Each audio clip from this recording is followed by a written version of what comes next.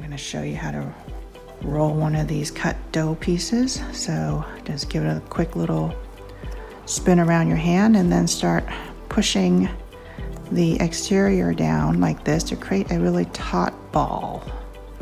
You're stretching the dough on the exterior and pushing it down and rounding it to create a really nice little surface. And then I always like to push it down a little bit extra in the bottom by flipping over the dough ball and then pinching it together like so. Give it a little tap and then finish it with a little roll so that you have a really nice round taut ball. So you want to do that with all of the dough pieces, and then we'll come back to put them into the pan and let things rise. So for the final proofing in the pan, I put a little piece of plastic wrap over the top, and just for good measure, I oil the plastic wrap a little bit in the event that things stick.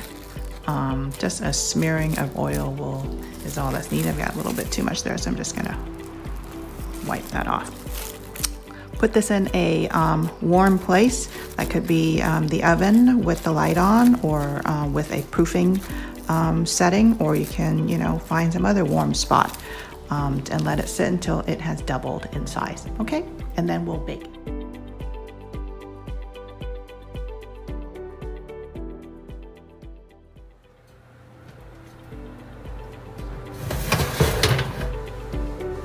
Ooh, bodacious buns.